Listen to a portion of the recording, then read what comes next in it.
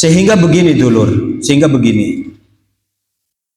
Ada keterangan wa muqtadha kalamihim annaman jama'a jam'a taqdimin wa shallal asra majmu'atan fi waqti dhuhri imma li fasali safarin aw maradin aw matorin annahu yukrahu. Ada keterangan sak temeni wong kang jama'a ngejama sapa si wong jam'a taqdimin ing jama takdim. Jadi ada penjelasan, ada seseorang, andai kata seseorang menjama dua sholat dengan jama takdim, duhur dengan asar, maghrib dengan isya, dengan menjama takdim. Ini bicaranya duhur dengan asar. Wasolal asra, dan sholat sopo suwong al asro ing sholat asar majmu'atan dijama, hale dijama fi waktu duhri ing dalam waktu sholat duhur.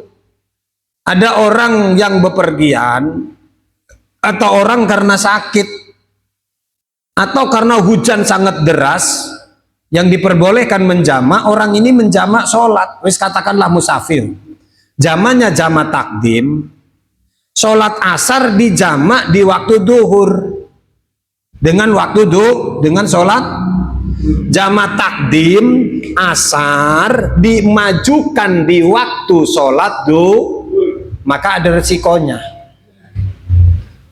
Maka kalau jama asar, sholat asar di jama di jama takdim ke sholat duhur di waktu duhur, upayakan duhur dahulu. Jangan asar dahulu, nggak bener. Duhur dilakoni asar. Berarti sholat asar ini masih jam sholat Maka karena sholat, walaupun sholat asar ini di jam sholat duhur, maka resikonya setelah asar ini kan sampai dengan menjelang maghrib panjang waktunya, tidak boleh ada sholat. Paham gak? Loh, kenapa? Karena sudah sholat asar. Lah waktunya kan belum asar. Kita nawaitunya sudah sholat asar di jama takdim, di jama didahulukan di waktu duhur. Maka karena terhitung secara fikih, secara syar'i sholat asar ini sudah selesai, maka sampai dengan habis waktu duhur, masuk waktu asar, menjelang habis waktu asar, dan sampai maghrib, maka sebelum datang maghrib ini dari jam duhur itu tidak ada sholat sama sekali. Paham gih? Karena sudah sholat asar.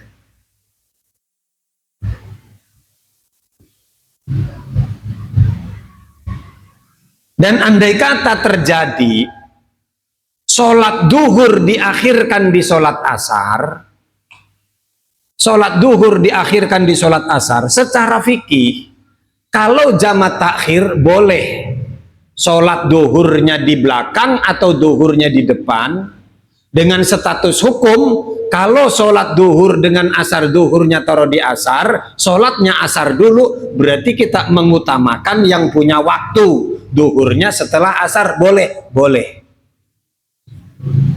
Tapi yang terbaik tetap duhur dulu, setelah itu Kenapa? Karena kalau asar dulu, sementara setelah asar itu sudah tidak ada sholat yang tidak dimakruhkan kecuali memang wajib, tetap umpama pun wajib, yang statusnya sholat duhur itu jama takhir, kurang baik. Karena setelah asar semestinya sudah tidak ada tapi ini kan wajib, iya sah, tetap tidak makruh, tapi kurang Makanya apa salahnya diputer? Duhur masuk dalam perjalanan, kita bawa orang, bimbing ibu-ibu, bawa bapak jamaah, ini sudah masuk waktu duhur, perjalanan masih jauh, kita tidak menemukan masjid, kita buat kesepakatan bersama, ayo kita jamak takhir sholat duhur ini di waktu asar. Niat di situ, niat kita, niat saya menjamak takhir sholat duhur di waktu Ini hati-hati. Ini orang yang seneng ziarah ini, kalau sampai waktu duhurnya itu kecolongan, ingatnya di waktu asar terus dijamak, nggak sah. Jadi sholat duhur yang dijamak takhir di waktu asar, tetap niatnya ketika jam sholat duhur. masuk sholat duhur niat bareng-bareng. Kalau sendiri ya sendiri, kalau bareng-bareng ya bareng-bareng. Niat kita, niat saya, niat ingsun menjama takhir sholat duhur di waktu berarti sudah ijab kabul dengan Allah. Kasare omong Gusti Allah, engkau duhur iki tak lakoni nang asar. Berarti kan tidak lupa kan? Lah nanti pelaksanaannya duhur dahulu, setelah itu asar, itu yang terbaik. Tapi andai kata sahibul waktu yang mempunyai waktu lebih dahulu, setelah asar, setelah itu duhur, itu juga sah karena sama-sama wajib, cuma yang lebih afdol duhur dahulu, setelah itu asar. Karena ketentuan fikihnya setelah asar itu tidak ada sholat yang sunnah, wajib boleh, tapi alangkah lebih cantiknya, lebih baiknya tetap duhur dahulu, setelah itu asar, supaya asar setelah asar ini betul-betul bersih tanpa ada sholat. Sampai di sini paham? Yes. Ada yang ditanyakan? Silakan.